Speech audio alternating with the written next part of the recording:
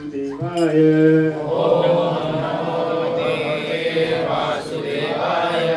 ओम नमो भगवते वासुदेवाय।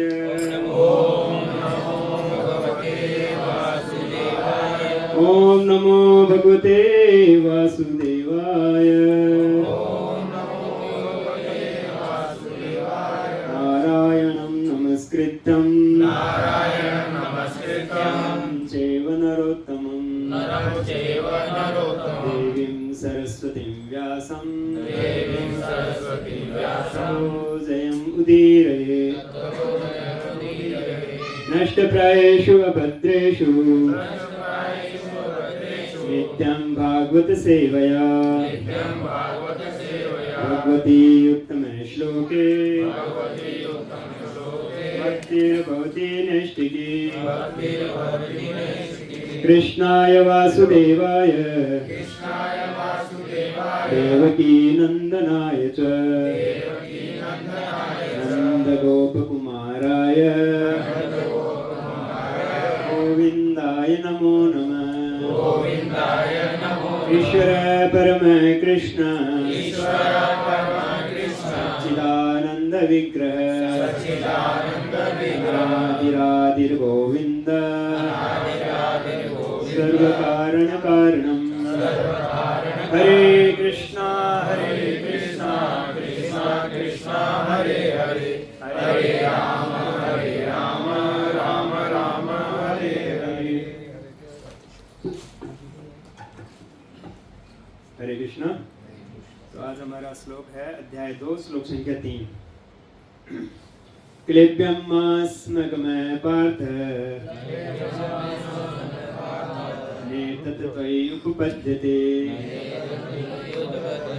क्षुद्रं हृदय दौर्बल्यं त्यक्तोत्तिष्ठ परन्तप। क्लेब्यमास्मगमय पार्थ नेतत् त्वयि उपपद्यते क्षुद्रं हृदय दौर्बल्यं त्यक्तोत्तिष्ठ परन्तप। क्लेब्यमास्मगमय पार्थ नेतत् त्वयि उपपद्यते क्षुद्रं हृदय दौर्बल्यं त्यक्तोत्तिष्ठ परन्तप।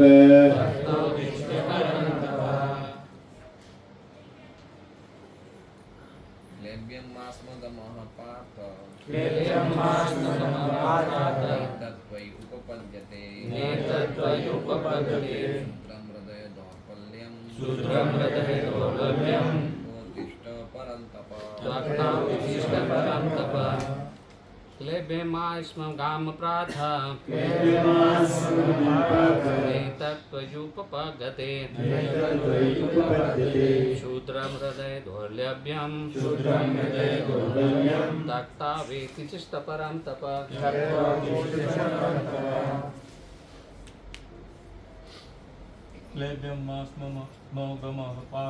क्लेब्यमास्मगमः पार्थ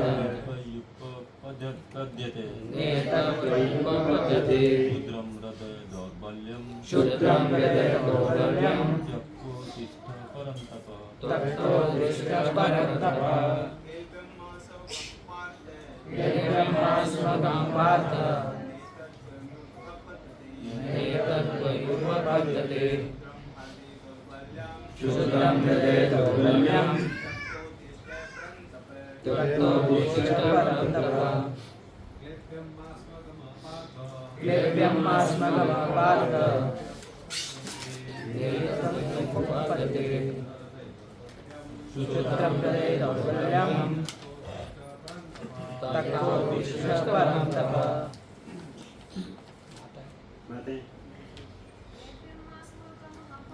क्लेब्यमास्मगमय पार्थ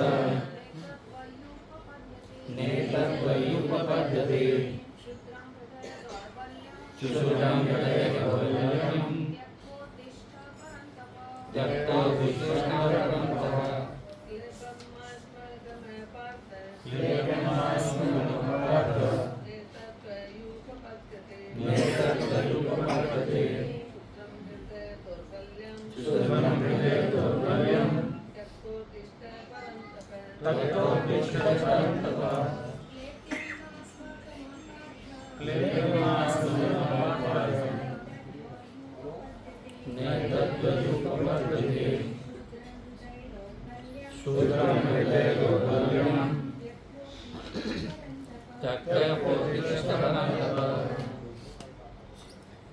क्लेप्यम नपुसंकता माँ स्म मत गमः प्राप्त हो पार्थ हे पिता पुत्र न कभी नहीं एतत् यह त्वयि तुमको उपपद्यते शोभा देता है क्षुद्रम तुच्छ हृदय की दौर्बल्यम दुर्बलता त्यक्त्वा त्याग कर उत्तिष्ठ खड़ा हो परंतप हे शत्रुओं का दमन करने वाले। अनुवाद एवं तात्पर्य श्री प्रभुपाद के द्वारा श्री प्रभुपाद की जय। हे प्रथा पुत्र, इस हीन नपुंसकता को प्राप्त मत हो, यह तुम्हें शोभा नहीं देती। हे शत्रुओं के दमन करता, हृदय की क्षुद्र दुर्बलता को त्याग कर युद्ध के लिए खड़े हो। वापस दोहराता हूँ, हे प्रथा पुत्र, इस हीन नपुंसकता को प्राप्त मत हो, यह तुम्हें शोभा नहीं देती। हे शत्रुओं के दमन करता, हृदय की क्षुद्र दुर्बलता को त्याग कर युद्ध के लिए खड़े हो। ओम ज्ञानतिमिरान्धस्य ज्ञानाञ्जन शलाकया चक्षुरुन्मिलितं येन तस्मै श्रीगुरुवे नमः। श्री चैतन्य मनोभीष्टं स्थापितं येन भूतले स्वरूपकदानं ददाति स्वपदं वन्देऽहं श्रीगुरुं श्रीयुतपदकमलं श्रीगुरून् यस्मांस श्रीरूपं साग्रजातं सहगणरघुनाथं तं सजीवं साद्वैतं सावधूतं परिजनसहितं कृष्णचैतन्यदेवं श्री राधा कृष्ण पादान सहगणललिता श्री विशाखान्वितांस। हे कृष्ण करुणा सिंधु दीनबंधो जगत्पते गोपेश गोपिका कांत राधा कांत नमस्ते। सत्य कंचन गौरांगी श्री राधे वृंदावनेश्वरी वृषभानुसुते देवी प्रणमामि हरिप्रिये। वाञ्छाकल्पतरुभ्यश्च कृपा सिन्धुभ्यः च पतितानां पावनेभ्यो वैष्णवेभ्यो नमो नमः। हरे कृष्णा कृष्णा कृष्णा हरे हरे हरे राम राम राम हरे। तो सभी का बहुत बहुत स्वागत है साप्ताहिक गीता क्लास में। तो हमारा पिछले संडे को प्रोग्राम नहीं हुआ था, तो उसके पहले प्रभु जी ने बताया था कि भगवान अर्जुन को डांट रहे हैं। अर्जुन को क्या बोला था कि अनार्य दुष्टम, हाँ, कुतस्त्वा कश्मलम इदम। ये भगवान ने अध्याय में पहली बार स्टार्ट किया बोलना, और पिछले अध्याय में तो अर्जुन ही बोल रहे थे ज़्यादा कि अपनी प्रॉब्लम्स बता रहे थे कि मैं क्यों नहीं लड़ना चाहता हूँ। तो यहाँ पे अभी भगवान समझाएंगे। पहले तो डांट लगा रहे हैं अर्जुन को, क्योंकि डांट लगाए बिना वो समझ में नहीं आती बराबर। तो फिर अर्जुन जैसे डांट खाएंगे, उसके बाद में वो भगवान को अपना गुरु स्वीकार करते हैं। फिर बोलेंगे आगे 2-4 श्लोक बाद में कि मैं आपकी शरण में हूँ, आप मुझे शिक्षा दीजिए, जो मेरे लिए श्रेयकर है वो मुझे बताइए। तो पिछले श्लोक में था कि कुतस्त्वा कश्मलम इदम विस्मय समुपस्थितम अनार्य दुष्टम ऐश्वर्यम अकीर्ति कर्म अर्जुन। कि हे अर्जुन, तुमको मन में यह कल्मश आया कैसे? यह उस मनुष्य के लिए तनिक भी अनुकूल नहीं है जो जीवन के मूल्य को जानता हो। इससे उच्च लोगों की नहीं अपितु अपयश की प्राप्ति होगी। तो भगवान ने अर्जुन को देखा कि वो शोक से आंखों में आंसू लिए हुए शोक युक्त है और करुणा से व्याप्त है।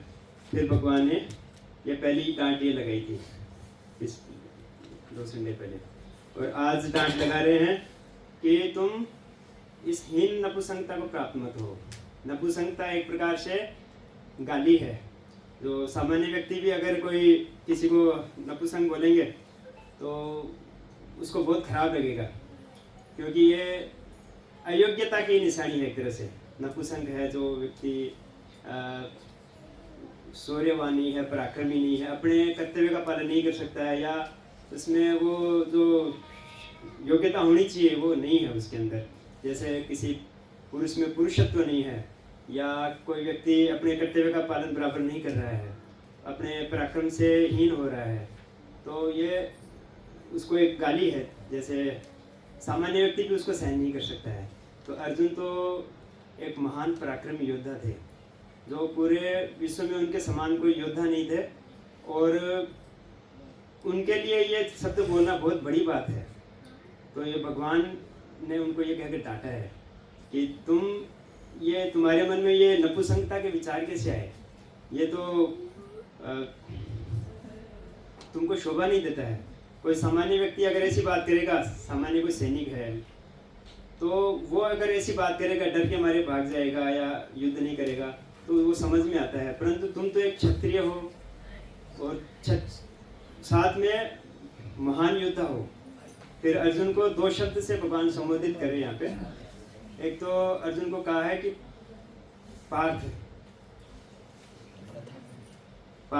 क्लेब्य माँ स्म गम पार्थ, कि पार्थ है, और एक शब्द बोला है परंतप। परंतप का ये 2 शब्दों से अर्जुन को संबोधित किया है।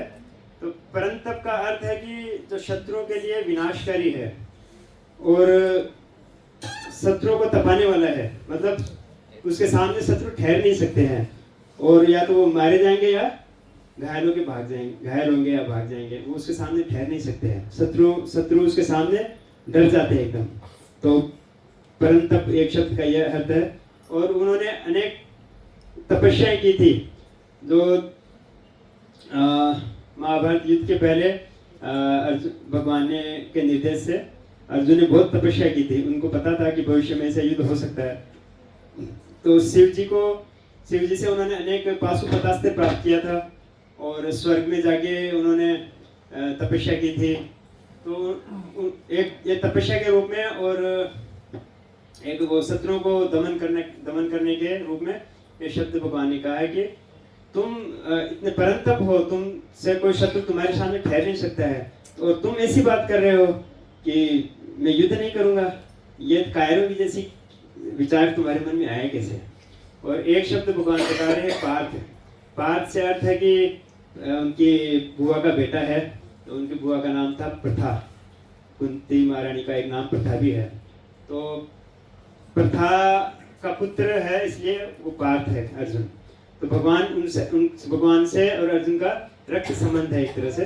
तो वो बता रहे हैं कि तुम साधारण व्यक्ति नहीं हो, तुम प्रथा के पुत्र हो, जो क्षत्रिय में महान कौरवों के वंश से हो, और तुम मेरे संबंधी हो। प्रथा मेरी बुआ है और तुम मेरे संबंधी हो, तो तुमको ये शोभा नहीं देता है कि मैं युद्ध नहीं करूंगा। तो ऐसे कहकर वो डांट रहे हैं। तो हम थोड़ा तात्पर्य पढ़ेंगे। अर्जुन को प्रथापुत्र के रूप में संबोधित किया गया है। प्रथा कृष्ण के पिता वसुदेव की बहन थी, अतः कृष्ण के साथ अर्जुन का रक्त संबंध था। यदि क्षत्रिय पुत्र लड़ने से मना करता है तो वह नाम का क्षत्रिय है, और यदि ब्राह्मण पुत्र अपवित्र कार्य करता है तो वह नाम का ब्राह्मण है।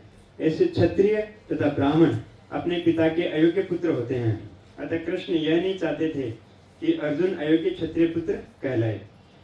जैसे कोई क्षत्रिय है और वो युद्ध नहीं करना चाहता है तो वो नाम का ही क्षत्रिय है, और कोई ब्राह्मण अगर है, ब्राह्मण कुल में जन्म लिया है और ब्राह्मणत्व का कार्य नहीं कर रहा है, पाप कार्य कर रहा है, तो उसको ब्रह्म बंधु कहा जाता है। क्यों? वो ब्राह्मण कुल में उत्पन्न हुआ है परंतु ब्राह्मण नहीं है, एक तरह से वो गाली जैसा हो जाता है। तो ऐसा कहते हैं कि कोई ब्राह्मण है वो उसको नहाने से नहीं डरना चाहिए, क्योंकि ब्राह्मण को 3 बार नहाना पड़ता है दिन में। तो वो क्या ब्राह्मण जो नहाने से डरे, और जो क्षत्रिय क्या जो युद्ध से घबराए, तो वो उसको शोभा नहीं देता है। तो अर्जुन इतने पराक्रमी थे कि जब उनको नपुंसकता का श्राप मिला था, एक बार 1 साल के लिए नपुंसक हुए थे अर्जुन। वो जब 12 साल के वनवास और 1 साल का अज्ञातवास, तो उसके पहले की बात है कि अर्जुन एक बार स्वर्ग में गए थे। जो इंद्र उनके पिता थे, स्वर्ग के राजा इंद्र, तो वहाँ स्वर्ग में गए थे और उन्होंने अनेक शत्रुओं को हराया था, इंद्र की सहायता की थी उसमें। जैसे निवात कवच, कितने हजारों निवात कवच का उनका वध किया था, ऐसा कुछ है। तो फिर जब वहाँ की एक अप्सरा सुंदरी थी जो स्वर्ग में इंद्र के राज दरबार में नृत्य करते हैं, और अप्सरा उर्वशी है, मेनका है, ऐसे रखते हैं इंद्र। तो उर्वशी का एक बार मन आ गया था अर्जुन पे, क्योंकि अर्जुन ने कहा कि उर्वशी ने कहा कि मैं आपका संग चाहती हूँ। तो अर्जुन ने कहा कि आप मेरी माता के जैसे हो, क्योंकि मेरे जो पूर्वज हैं उन्होंने आपका संग किया है, तो आप मेरे लिए माता के बराबर हैं, तो मैं आपका संग नहीं कर सकता, मैं आपका पुत्र बन सकता हूँ। तो अर्जुन इतना दृढ़ निश्चय और अपने संयमी था कि इंद्र बहुत खुश हुए उससे, और इंद्र ने भी अनेक प्रकार से उनको आशीर्वाद दिए।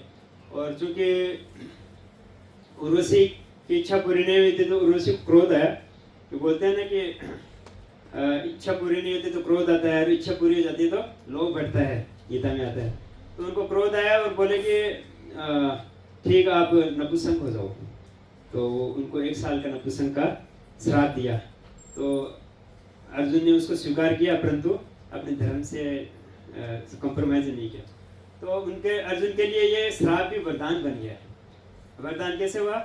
जब वो 13 साल का 12 साल का वनवास था और 1 साल का जो अज्ञातवास था, तो अर्जुन का इतना पराक्रमी थे वो कि वो अज्ञातवास में ऐसी शर्त थी कि अगर आप पहचान में आ जाओगे कि आप पांडव हो, आपको वेश बदल के कहीं रहना है, छुप के रहना है, तो जब कौरव लोगों को जब पहचान में आ जाएंगे तो वापस से 12 साल का वनवास और 1 साल का अज्ञातवास ऐसा रिपीट होगा। तो उसमें सावधानी बहुत रखनी थी। अर्जुन छुप नहीं सकता था, जैसे कोई आग का गोला होता है, उसको कपड़ों से ढक नहीं सकते हम, सूर्य को हम कोई चीज़ों से ढक नहीं सकते। तो उसका पराक्रम इतना तेज था, तो ये वरदान उसको उस समय काम आया 1 साल का। तो उस समय वो विराट नगर में जब 5 भाई गए थे वहाँ पे, और अपना अज्ञातवास पूरा करने के लिए, तो वो अपना वेश बदल के वहाँ गए और राजा विराट के महल में रह के उन्होंने शरण मांगी, और उन्होंने कहा कि कोई जो युधिष्ठिर महाराज थे वो राजा के कंक बन गए, जो उनके साथ जो सलाह मशविरा करते थे या गोटियाँ खेलते थे और चौसर खेलते थे। और जो द्रौपदी महारानी है वो उनकी सेविका बन गई, रानी की, विराट राजा की रानी की। और जो भीम है वो रसोइये बन गए वहाँ पे, क्योंकि उनको तो रसोई में ही संतुष्टि होती है। और नकुल सहदेव वो घोड़ों की रखवाली करने लगे। और अर्जुन जो थे तो वो राजा विराट की एक पुत्री थी, उत्तरा। पुत्र का नाम था उत्तर और पुत्री का नाम था उत्तरा। तो उत्तरा को संगीत शिक्षा देने के लिए वो बृहनलला के रूप में अपना परिचय दिया कि मैं संगीत शिक्षा सिखा दूंगी इसको। ऐसा करके अर्जुन वहाँ पे नौकरी किया उन्होंने, और उनको शिक्षा दी। पूरे 1 साल तक किसी को मालूम नहीं पड़ा। फिर जब कौरव सेना ने जब आक्रमण किया, कौरव सेना ने विराटनगर पे आक्रमण किया। कुछ ऐसा था कि उनकी कुछ गायें हरली थी, फिर उनमें युद्ध हुआ था। तो उस समय कौरव सेना के सामने कोई टिक नहीं सकता था, पूरे भारतवर्ष में उनके सामना कोई कर नहीं सकता था। तो राजा विराट शायद वहाँ थे नहीं और उत्तर थे। तो उत्तर और युद्ध के लिए गए और फिर बड़ी बड़ी सेना को देखा, बड़े बड़े योद्धाओं को देखा, तो वो रथ से उतर के भागने लगे। बोले मेरे को अभी जीना है, मरना नहीं है, तो इनके सामने मैं कहीं टिक नहीं पाऊंगा। तो वो फिर बृहनलला के रूप में पहले वो जा नहीं रहे थे। उन्होंने कहा कि मेरे को एक अच्छा सारथी चाहिए तब मैं जाऊं। पहले तो उनकी जाने की इच्छा नहीं थी। फिर बृहनलला के रूप में अर्जुन ने कहा कि मैं सारथी बन जाऊंगा आपका, आप चलिए। तो उनको पता था कि ये तो मेरे को ही करना है। फिर जब वो भागने लगे तो अर्जुन कूद के रथ से कूदे और उत्तर को पकड़ के लाए अरे राजकुमार आप कहाँ डर के जा रहे हो? बोले नहीं नहीं, मेरे को प्राणों को गंवाना नहीं है, अभी मेरे को जिंदा रहना है। तो वो बोले कि कोई बात नहीं, आप मेरी जगह पे बैठ जाओ, रथ को चलाओ, सारथी बन जाओ और मैं युद्ध करता हूँ। तो बोले कि आप क्या युद्ध करोगे, आप तो ब्रह्मलला हो। बोले नहीं, तुम जानते नहीं मेरे को। उन्होंने बताया कि ये शमी वृक्ष पे ये हथियार हैं हमारे, वो लेके आओ। तो इतने बड़े बड़े हथियार दे के, गांडीव थे, अर्जुन की गदा, अर्जुन का गांडीव था, भीम की गदा थी, ये सब लेके आए और कपड़े से ढका हुआ था, वो खोला उन्होंने। फिर उनको मालूम पड़ा कि ये तो साक्षात अर्जुन है। तो वो फिर उनका डर निकला और फिर वो युद्ध में अर्जुन ने सबको परास्त कर दिया अकेले। ना कोई उनके साथ कोई योद्धा थे, ना कोई सेना थी, सबको अकेले उन्होंने ऐसा मोहित करके मूर्छित कर दिया। और सबके बोले कि आप वस्त्र लेके आओ, उनके जो उत्तरी होती है, तो उत्तर को भेजा और सारे उनके वस्त्र लेके आए। ऐसा ये ब्रह्मलला बन के अर्जुन ने 1 साल निकाला वहाँ पे। तभी भी वो मतलब ऐसी अवस्था में थे, नपुंसकता की अवस्था में, तभी भी वो इतने वीरता दिखा रहे थे। और अभी तो ये वीर पूर्ण अपनी योग्यता में है, वीर हैं, फिर भी वो ऐसा वचन कह रहे हैं कि मैं युद्ध नहीं लड़ूंगा। तो ये बड़ा ही आश्चर्य की बात थी। तो भगवान ने उनको डांटा कि ऐसी नपुंसकता तुम्हारे लिए शोभा नहीं देती है। जैसे हम बोलते हैं ना किसी को कि अरे तुम ये खानदान के व्यक्ति हो, तुम इसके पुत्र हो, ये तुमको शोभा नहीं देता है, ये तुम्हारे लिए अच्छा नहीं है, कोई दूसरा करे तो ठीक है। तो ऐसा हम किसी को बोलते हैं तो उसको समझ में आता है कि हाँ ये मेरे स्तर के अनुरूप नहीं है, ये कार्य मेरे लिए शोभा नहीं देता है। तो हम आगे बढ़ते हैं। अर्जुन कृष्ण का घनिष्ठतम मित्र था और कृष्ण प्रत्यक्ष रूप से उसके रथ का संचालन कर रहे थे। किंतु इन सब गुणों के होते हुए भी यदि अर्जुन युद्ध भूमि को छोड़ता है तो वह अत्यंत निंदनीय कार्य करेगा। अतः कृष्ण ने कहा कि ऐसी प्रवृत्ति अर्जुन के व्यक्तित्व को शोभा नहीं देती। अर्जुन यह तर्क कर सकता था कि वह परम पूज्य भीष्म तथा स्वजनों के प्रति उदार दृष्टिकोण के कारण युद्ध भूमि छोड़ रहा है, किंतु कृष्ण ऐसी उदारता को केवल हृदय की दौर्बल्य मानते हैं। हम कह सकते हैं कि अर्जुन तो युद्ध नहीं करना चाहता था, वो नीति पे था और उसके तर्क भी दिए थे उन्होंने। परंतु हमने पिछले श्लोक में बार बार सुना है यही चीज़ कि जो श्रेष्ठतम चीज़ है उसको वर्ण करना चाहिए। जैसे कभी कभी क्या होता है कि युद्ध करना सही होता है, हिंसा करनी, जैसे उन्होंने प्रभुपाद जी ने बताया कि तथाकथित अहिंसा, तो अर्जुन अहिंसा के लिए बोल रहे थे। तो ये तथाकथित है, इसका कोई वैल्यू नहीं है उस अहिंसा का। जहाँ पे हिंसा की आवश्यकता है वहाँ हिंसा करनी पड़ती है, और जहाँ अहिंसा की आवश्यकता है वहाँ अहिंसा करनी पड़ती है। तो जैसे हम ये उदाहरण से समझ सकते हैं, जैसे कोई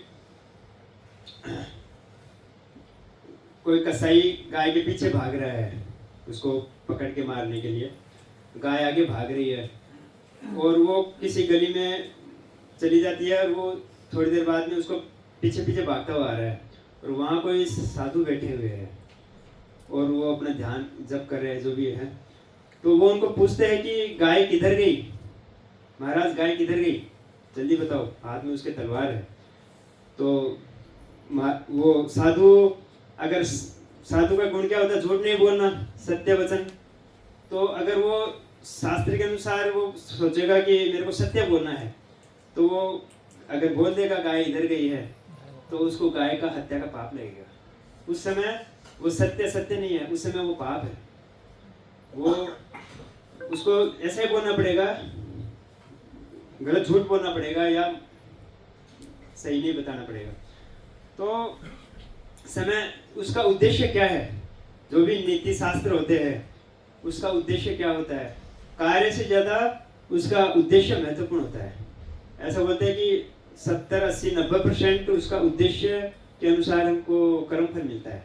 बाहर से देखते हैं कि ये कार्य गलत लग रहा है, परंतु जैसे भगवान के बारे में कुछ लोग बोलते हैं कि भगवान ने चोरी की, माखन की, स्त्रियों के वस्त्र हरण किए या युद्ध में से भागे, ऐसे लांछन लगाते हैं। नॉर्मल रूप से वो नीति शास्त्र के हल्का है, नीति शास्त्र से वो हल्का माना जाता है, परंतु एक्चुअल में उसका उद्देश्य क्या है, जो भक्त नहीं होगा वो नहीं पहचान पाएगा चीज। भगवान उसके पीछे क्या उनके जीवों का उद्धार कर रहे हैं वो लीलाओं से, जो आने वाले लाखों करोड़ों सालों तक भक्त लोग उनकी गुणगान करेंगे, और जिनके साथ उन्होंने ऐसा लीलाएं की है उनका भी कितने जन्मों की तपस्याएं हैं, उन्होंने ऐसी याचना की है, तब भगवान उनके साथ ऐसा आदान प्रदान कर रहे हैं। तो वो लीलाओं को हम समझ नहीं सकते साधारण बुद्धि से। तो जैसे कुछ लोग बोलते हैं कि अपने परिवार को छोड़ के ब्रह्मचारी बन गया, भक्ति में लग गया, तो परिवार का पालन पहले है, ऐसा बोलते हैं। परंतु भागवतम में लिखा है कि अगर कोई पूर्ण रूप से समर्पित होता है भगवान की भक्ति में, तो उसका कोई भी ऋण नहीं है। देवर्षि भूताप्त नृणाम पितृणाम नायम ऋणी किंकरी चराजन सर्वात्मनाय शरणम शरणम गतो मुकुंदम परिहृत्य करतम। कि देवों का हमारे जैसे व्यक्ति जन्म लेता है तो उसके ऊपर कई ऋण चढ़ जाते हैं, देव ऋषि पितरों का ऋण, समाज का ऋण, देव ऋषि पितृणाम, तो ये सब ऋण सारे माता पिता है, तो ये गुरुजन है, इन सब का ऋण होता है। तो अगर ये ऋण नहीं चुकाते हैं और ऐसे ही कोई व्यक्ति मर जाते हैं, अपना जीवन पूरा कर देते हैं, तो उसको फिर पाप लगता है और उसको वापस वो चुकाने के लिए वापस आना पड़ता है या हल्की होने में जन्म लेना पड़ता है। तो अगर कोई भगवान की भक्ति में इन सब को लगने के लिए कोई ये सब को त्याग रहा है, मतलब एक गैर जिम्मेदारी से अगर कोई त्याग रहा है उनको, उसकी प्रशंसा नहीं है। अगर कोई भगवान की भक्ति के लिए उच्च उद्देश्य के लिए इनको त्याग रहा है तो वो त्याग श्रेष्ठ माना गया है, तो उसका निंदा नहीं है, उसकी प्रशंसा है, क्योंकि उन्होंने श्रेष्ठ कार्य को चुना है। क्योंकि तो हर समय हमारे सामने दो रास्ते होते हैं, ये चुनो या ये चुनो, तो जो श्रेष्ठ होता है उसको हमको चुनना चाहिए। तो जो श्रेष्ठ क्या है हमारे समझ में नहीं आ रही है, तो गीता है, भागवतम है, गुरुजन है, शास्त्र, इनसे हमको पूछना चाहिए, इनसे हमें सलाह लेनी चाहिए। नहीं तो हम क्या धोखा खा जाते हैं, क्योंकि हम इतने शुद्ध हृदय नहीं होते हैं, और जो हमारे अंदर जो विचार आते हैं वो परमात्मा की वाणी है, उसको हम धोखा खा सकते हैं, ऐसा नहीं है। तो हमको सलाह लेनी चाहिए हमारे वरिष्ठों से, गुरुजनों से। तो यहाँ पे और भी ऐसे उदाहरण आते हैं कि तथाकथित ये अहिंसा, भागवतम में एक श्लोक आता है कि अहिंसा परमो धर्मो धर्मो हिंसा तदेव च, कि अहिंसा परम धर्म है, परंतु धर्म की रक्षा के लिए हिंसा करना उससे भी श्रेष्ठ है। जैसे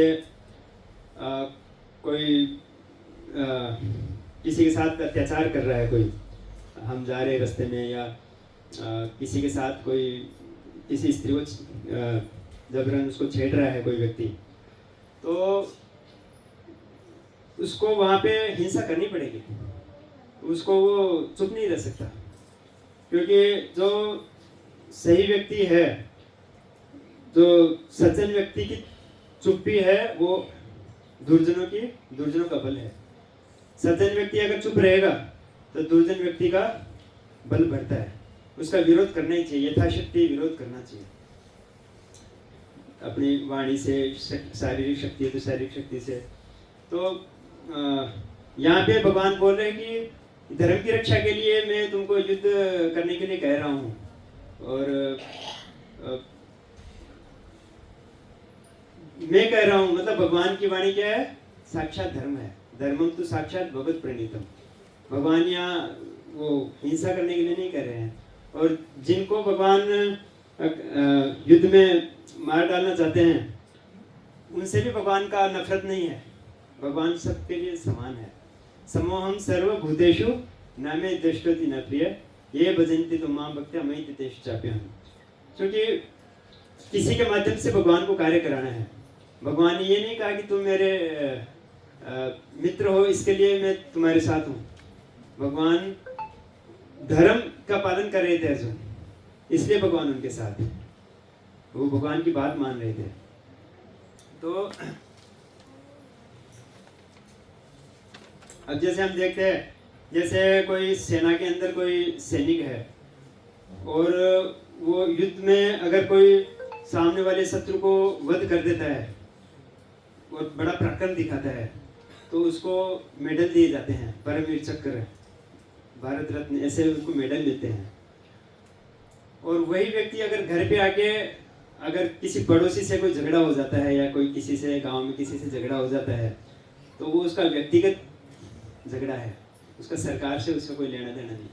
तो अगर वो उसको मार देता है, क्योंकि सैनिक के हाथ में तो बंदूक रहती है, गुस्से में अगर वो मार दिया, गोली चला दी, तो उसको कोर्ट मार्शल हो जाएगा, उसको सजा दी जाएगी, उसको अरेस्ट कर लिया जाएगा। कार्य उसने वही किया है, वही बंदूक से उसने सेना में ही मारा है और वही बंदूक से उसने अपने झगड़े के लिए मारा है। परंतु एक का उद्देश्य है आदेश का पालन है, परम उद्देश्य का परम आदेश है, सरकार का परम आदेश है, और एक है व्यक्तिगत झगड़े के कारण। तो वहां पे वो दंड का पात्र बनेगा। इसलिए कहाँ हिंसा करनी है कहाँ नहीं करनी है तो वो उसका विवेक होना चाहिए। और जैसे हम देखते हैं कोई माता अपने पुत्र के जैसे फोड़ा हो जाता है तो वो डॉक्टर के पास लेके जाती है और डॉक्टर उसको छुरे से उसको घाव को, फोड़े को काट देते हैं। तो वो बच्चे को लगता है कि माँ बड़ी निर्दयी है, तो मेरे को डॉक्टर से दर्द हो रहा है और माँ उसको सहन कर रही है, माँ के लेके आई है मेरे को, चेरा करवा रही है मेरे को, तो वो उसको लगता है कि माँ बड़ी निर्दयी है। परंतु बाद में जब वो अच्छा हो जाता है और वो फिर बड़ा होता है, वो समझ जाता है कि माँ ने बहुत अच्छा किया। अगर उस दिन वो माँ नहीं लेके जाती डॉक्टर के, थोड़ा ज़्यादा सड़ जाता मेरा पैर और उसको पूरे पैर को काटना पड़ता। ऐसे जैसे गुरु होते हैं तो वो हमको डांट लगाते हैं तो हम समझ नहीं पाते हैं कि वो क्यों डांट रहे हैं, तो हमको लगता है कि ये तो हमेशा मेरे को डांटते रहते हैं, तो और वो नाराज़ हो जाते हैं।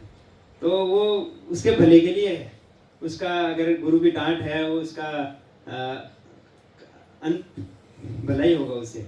तो इसे हम समझ सकते हैं।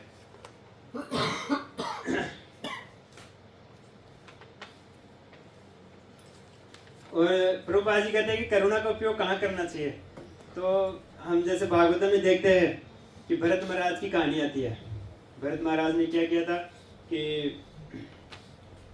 जो ऋषभ देव के 100 पुत्र थे उसमें सबसे बड़े कौन थे? भरत महाराज।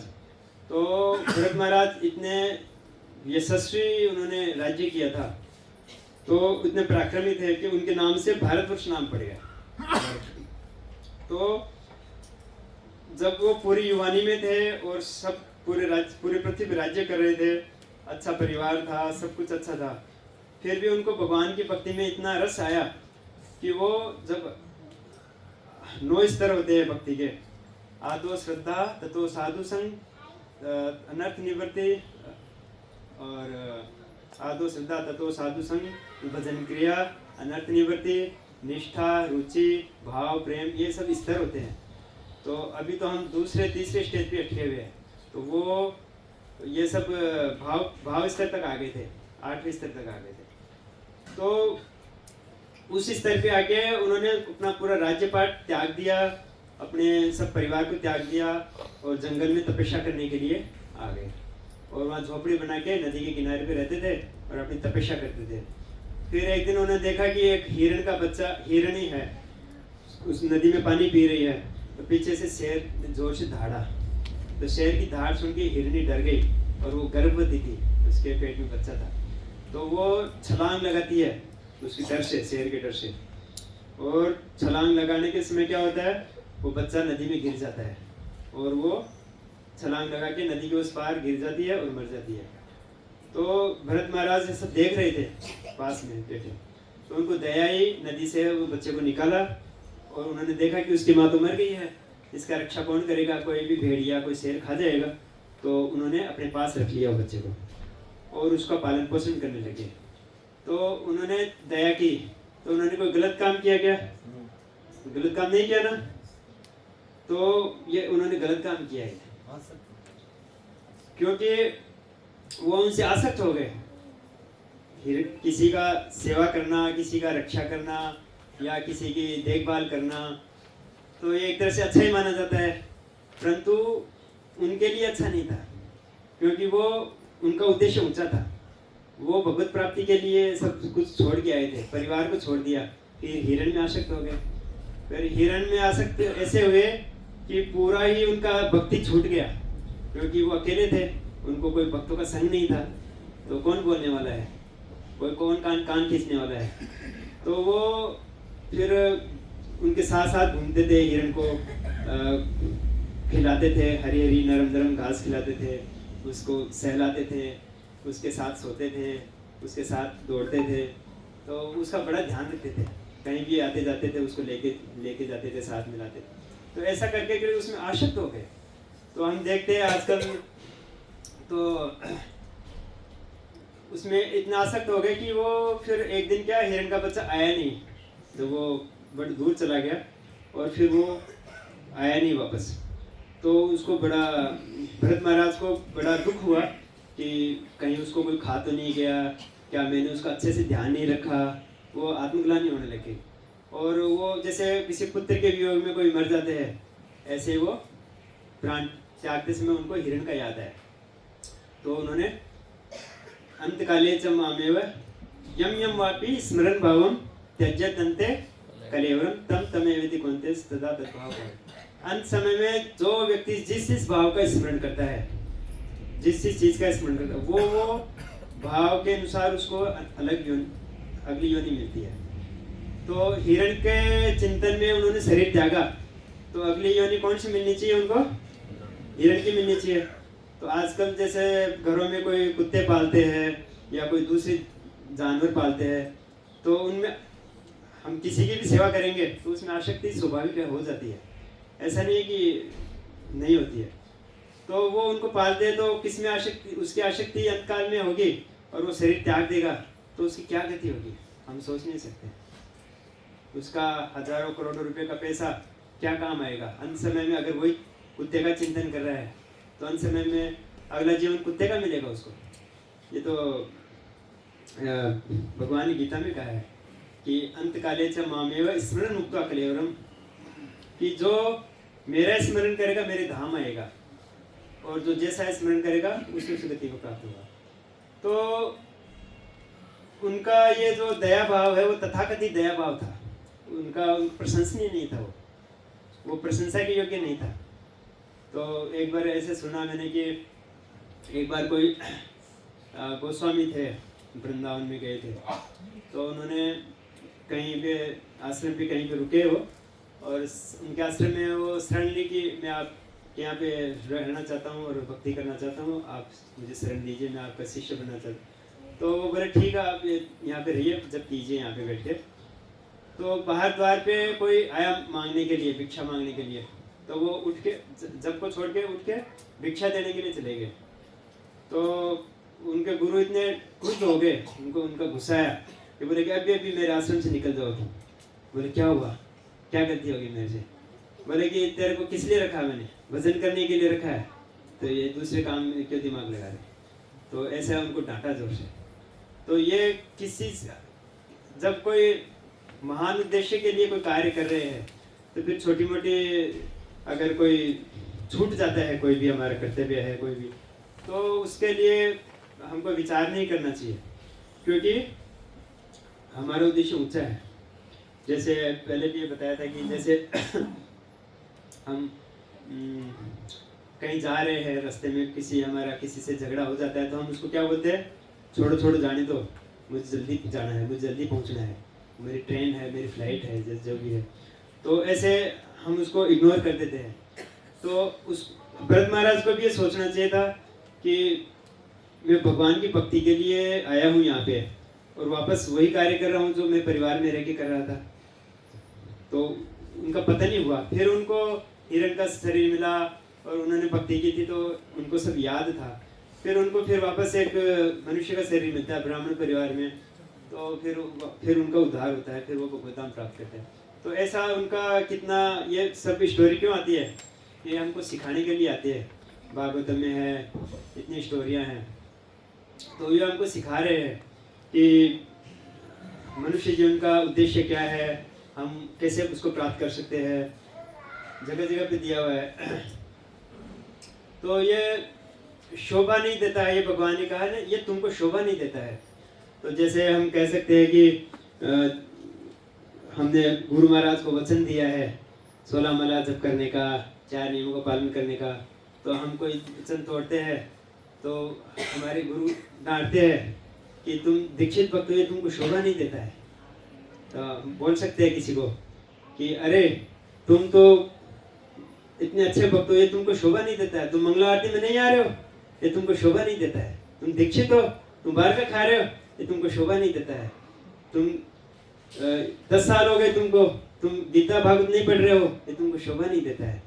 ऐसा उसको डांट सकते हैं। अर्जुन की जगह हम उसका नाम ले सकते हैं।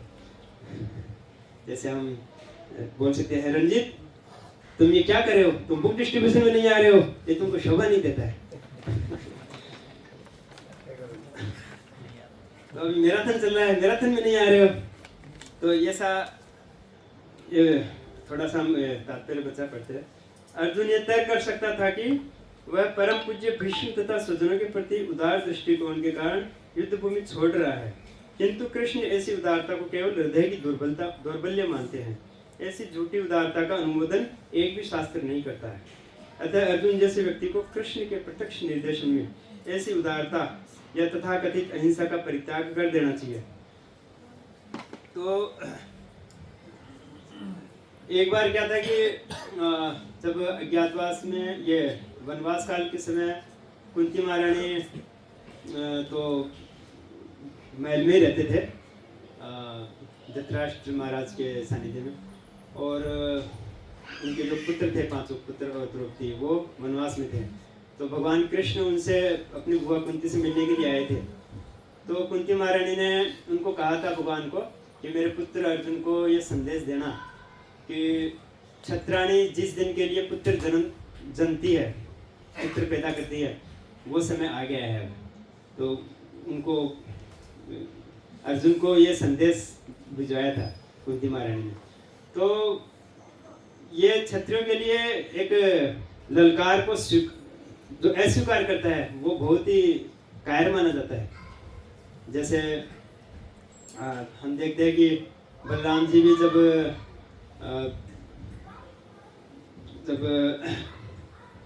रुक्मणी जी का हरण करके जब भगवान लेके आ रहे थे, पीछे से बलराम जी उनकी रक्षा के लिए आ रहे थे वो भी, तो रुक्मणी का भाई जो रुक्मी था, उन्होंने ललकारा कि डरपोकों के जैसे भाग रहे हो, तो बलराम जी से सहन नहीं हुआ, तो वहीं पे उनको रुके, उनको युद्ध किया। और ऐसे अनेक आते हैं। जैसे भागवतम में मैं पढ़ रहा था आज ही कि जो वृत्तासुर होता है, वृत्तासुर की इसमें क्या होता है कि वो इंद्र से युद्ध करते हैं वृत्तासुर। तो उनकी सेना में इंद्र ने जो वज्र से अस्त्र बनाया था दधी जी की हड्डियों से, तो उन्होंने बड़ा पराक्रम दिखाया। तो सारे सैनिक जो वृत्तासुर के साथ थे तो वो डर के भाग रहे थे। तो वृत्तासुर ने उनको कहा कि क्यों तुम डर के भाग रहे हो, ये तुमको शोभा नहीं देता है, तुम क्षत्रिय हो, युद्ध के लिए आए हो, तुम मर भी गए तो क्या है, तुमको स्वर्ग की प्राप्ति होगी, और जीत गए तो तुम इस पृथ्वी का भोग करोगे। ऐसे भगवान भी बोलते हैं कि हतो वा प्राप्यसि स्वर्गम जित्वा वा भोक्ष्यसे महिम तस्मात् उत्तिष्ठ कौन्तेय युद्धस्य विगतज्वर, कि तुम अगर मर भी गए तो तुमको स्वर्ग की प्राप्ति होगी, क्योंकि स्वर्ग में क्षत्रिय जाते हैं या कोई भक्त जाते हैं, साधु जाते हैं जो भक्ति में है। तो क्षत्रिय के लिए युद्ध से पीठ दिखाना तो बहुत ही हल्की बात मानी जाती है। अभी हम देखते हैं, अभी राजपूतों के समय में भी क्या था कि जब मुगलों का जब आक्रमण हुए थे तो एक योद्धा पीठ दिखा के भाग के आ गए घर पे। तो उसकी पत्नी ने दरवाज़ा नहीं खोला कि तुम मेरे पति नहीं हो सकते, बोले, जो पीठ दिखा के वापस आ गए, मैं दरवाज़ा नहीं खोलूँगी। तो वो वापस युद्ध में गए और बड़ा पराक्रम दिखाया और शत्रु के उनको बराबर दांत खट्टे किए उन्होंने। तो हम देखते हैं कि पेट दिखाना है, रण से भागना है, ये शोभा नहीं देता क्षत्रियों को। इसलिए भगवान बोल रहे हैं कि तुम क्षत्रिय हो, तुम प्रथा के पुत्र हो, तुम परम तप हो। उनको वो एहसास करा रहे हैं, क्योंकि जब तक ज्ञान नहीं होता ना, तब तक हम उस लेवल में रहते हैं। जब हमको ज्ञान हो जाता है कि हमारा संबंध किससे है, हम भगवान से संबंधित हैं, हम गुरु जिस परंपरा से जुड़े हैं वो परंपरा भगवान से चली आ रही है, हम साक्षात भगवान से जुड़ गए हैं। भगवान ने 4 दिन को उपदेश दिया, भगवान ने ब्रह्मा जी को उपदेश दिया, शिव जी को दिया, 4 कुमार को दिया और लक्ष्मी जी को दिया। तो ये 4 परंपरा चली आ रही है। तो ब्रह्म हम जो भक्ति कर रहे हैं वो संप्रदाय ब्रह्म संप्रदाय कहलाता है। तो ब्रह्मा जी ने नारद को कहा, नारद ने व्यास देव जी को कहा, व्यास देव जी ने अपने शिष्यों को कहा, मध्वाचार्य है, फिर महादेंद्रपुरी है, स्वयं भगवान है। इसमें चैतन्य महाप्रभु इस परंपरा में आए हैं, स्वयं भगवान ने शिक्षा दी और भगवान ही इसका पालन करने के लिए स्वयं आ रहे हैं। और बड़े बड़े गोस्वामी हुए हैं, रूप गोस्वामी, सनातन गोस्वामी, रघुनाथ दास, रघुनाथ भट्ट, जीव गोस्वामी और गोपाल भट्ट गोस्वामी। ये सब एक इतने महान है कि वो कोई मंजरी है, कोई भगवान के साथ में रहने वाले हैं लोग सब। तो वो सब हमको क्यों आ रहे हैं ये परंपरा में? तो ये सब शिक्षा देने के लिए आ रहे हैं हमको। हमारा जब हम जान जाएंगे कि हमारा संबंध इतना ऊंचा है, तो फिर हम कोई भी हल्के कार्य करने से डरेंगे। तो जब भी हमारे मन में से विचार आए कोई भी हल्का कार्य करने का, तो हमको फिर हमारी परंपरा को याद करना चाहिए। गुरु परंपरा कौन है, मैं किससे जुड़ा हूँ, मेरा नाता किससे है, तो मेरे को क्या उसका जवाब देना पड़ेगा। तो ये हम उससे बच सकते हैं। तो ये हमको हम खुद को बोलना चाहिए, ये हमको शोभा नहीं देता है, ये मुझे शोभा नहीं देता है। हरे कृष्णा। हरे किसी का कोई प्रश्न हो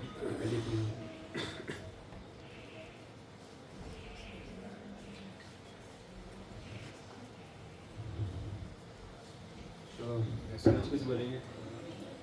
आपने जैसे कहा कि जैसा मृत्यु के टाइम पे जो हम स्मरण करते हैं वही हमें प्राप्त होता है। जैसे हमने हिरण का स्मरण किया तो हमें हिरण का शरीर प्राप्त हुआ। तो गौ माता की सेवा करना तो अच्छी बात है। हाँ। तो अगर कोई गौ माता का स्मरण करते हुए मृत्यु को प्राप्त होता है तो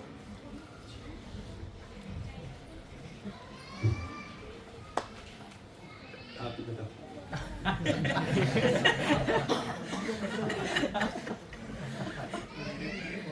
गौ का स्मरण करेंगे तो कृष्ण भी याद आएंगे ना। भगवान कृष्ण किसकी सेवा करते थे? भगवान की सब सेवा करते हैं, पर भगवान खाली गौ की सेवा करते हैं और किसी की नहीं करते। तो गौ के साथ में कृष्ण जुड़े हुए हैं।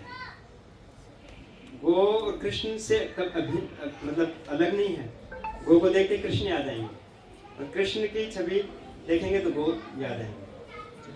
गोपाल है, भगवान का नाम क्या है? गोपाल है। मतलब गौ माता की स्मरण करते कोई शरीर को छोड़ेगा तो सदगति मिलेगी। हाँ, सीधा गोलोक जाएंगे फिर। तो फिर वो जो नहीं, नॉर्मल जो लेकिन- गौशाला है, हैं? जो गौशाला है जो भक्ति नहीं करते कई लोग सब, हाँ, इनका प्रश्न ये है कि कुछ गौशालाएं ऐसी है जो गौ माता की सेवा करते रहे, उनके भक्ति का कंसेप्ट नहीं होता उनके। हाँ, उनको वो गति प्राप्त नहीं होगी, क्योंकि उनको कृष्ण याद नहीं आएंगे। भक्त अगर गाय की सेवा कर रहा है तो वो कृष्ण याद आएंगे और वो अच्छी गति प्राप्त करेगी। गौ सेवा तो परम सेवा है।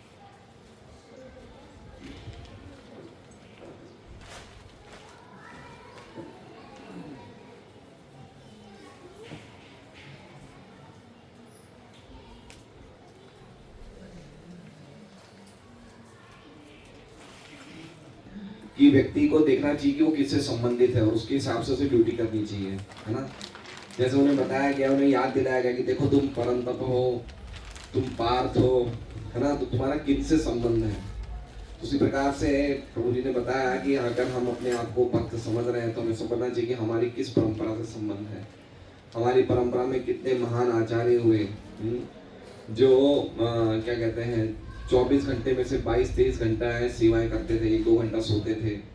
कितने बड़े बड़े उन्होंने ग्रंथ लिखे, कितनी सेवा करी। श्रील प्रभुपाद को देख सकते हैं, हमारे गुरुजनों को देख सकते हैं, कितना मेहनत करते हैं प्रचार के लिए। तो अगर हम लोग भक्त कह रहे हैं तो हम कैसे भक्त हैं अगर हम लोग कुछ प्रयास नहीं करते हैं, कुछ कार्य नहीं करते, तो फिर तुम भक्त भक्त कैसे हो। तो बहुत अच्छा ये इन्होंने बहुत अच्छी सुंदर बात बताई। और ये बात वास्तव में समझने चाहिए कि अगर हम लोग भक्त अपने आप को मानते हैं और भक्ति में कुछ प्रचार नहीं कर रहे हैं विशेष रूप से इस समय में, तो हम खाली नाम में भक्त हैं। जैसे इन्होंने बताया कि कोई क्षत्रिय है और जो लड़ाई नहीं करता, तो खाली नाम में क्षत्रिय है, तो हम सिर्फ नाम में ही भक्त रह जाएंगे। इसलिए हमें खूब प्रचार करना चाहिए और प्रयास करना चाहिए कि हम लोग क्या कहते हैं, घर घर जाके भागवत ग्रंथ दें और ज़्यादा से ज़्यादा लोगों तक इतने महान ये हम ग्रंथ पहुंचाएं। ये बहुत बड़ी सेवा है ये। तो हमें आलस, भक्तों को तो पर्टिकुलरली आलस नहीं करना चाहिए इस बारे में।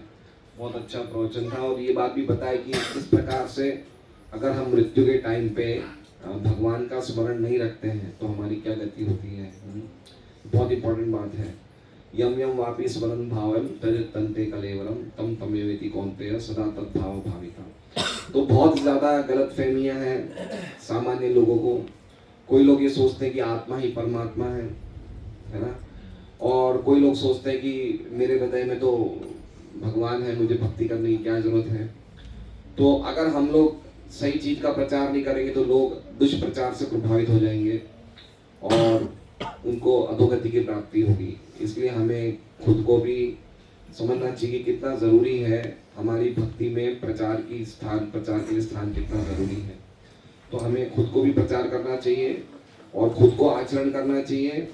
जो खाली आचरण करता है, प्रचार नहीं करता है, वो आचार्य नहीं है। जो खाली प्रचार ही करता है, आचरण नहीं करता है, वो भी आचार्य नहीं है। लेकिन जो आचरण भी करता है और जो प्रचार भी करता है, वो वास्तव में जगत में गुरु बनने योग्य है। तो हमें समझना चाहिए कि कितना जरूरी है भक्तों के लिए प्रचार करना। तो भगवान गीता जी में कहते हैं, न च तस्मान मनुष्येषु कश्चिन में प्रकृतम भविता न च मे तस्मात् अन्य प्रियतरो भूरि। जो इस ज्ञान का प्रचार करता है उससे प्रिय ना तो मुझे कोई था, ना है, ना होगा, है ना। ये इदम परमं गुह्यम मत भक्तेश अभिधास्यति भक्ति मयि पराम कृत्वा माम में ऐश्यत्य संचय। जो भक्तों के परम रहस्य बताता है वो मुझे प्राप्त होगा, इसमें कोई डाउट नहीं है। तो हमें प्रयास करना चाहिए कि खाली ऐसा नहीं समझना चाहिए कि भाई हम संडे आएंगे, शाम को बैठेंगे, कुछ सुनेंगे, प्रसाद लेके चले जाएंगे। नहीं, हमारा बहुत बड़ा ड्यूटी है। दुनिया में इतिहास में दो बड़े वैष्णव हुए, दो बड़े युद्ध हुए और दो बड़े वैष्णव हुए। कौन से दो बड़े युद्ध हुए? एक रामायण, एक महाभारत। और दोनों में सबसे बड़ा किसका नाम था? एक हनुमान जी, एक अर्जुन का। तो दोनों ने खाली नहीं बैठे, कितनी मेहनत करी दोनों ने, भगवान का सहयोग कितना किया। हमें भी भक्तों को मतलब मेहनत करनी चाहिए, प्रयास करना चाहिए, खूब ज़्यादा प्रयास करना चाहिए किस प्रकार हम लोग घर घर तक भगवान के ज्ञान का प्रचार करें। हरे कृष्णा। तो आज पहली बार कौन कौन भक्त आए हैं? कल का प्रचार, हाँ, तो हम लोग कल डिस्ट्रीब्यूशन करेंगे। ठीक 7 बजे हमारी भागवत क्लास शुरू होगी और क्या कहते हैं, उसके बाद प्रसाद रहेगा। उसके बाद हम लोग 8 बजे राजलक्ष्मी में कल हमारा ग्रंथों का वितरण रहेगा पर्वत पाटिया में। तो सब भक्तों से निवेदन है कि भागवत क्लास के बाद हम लोग 8 बजे वहाँ पे सम्राट स्कूल के सामने राजलक्ष्मी बिल्डिंग में एकत्रित होंगे। हरे कृष्णा। तो आप लोग पहली बार आए हैं? आप तो विनायक में गंगा राम जी चौधरी, गोविंद राम जी। आपका शुभ नाम कैसा? संजय जी। कहाँ से आए आप? तो आपको कैसे पता है प्रोग्राम होता है? अच्छा अच्छा अच्छा। और आपका? संतोष जी। आपको कैसे पता प्रोग्राम होता है यहाँ पे?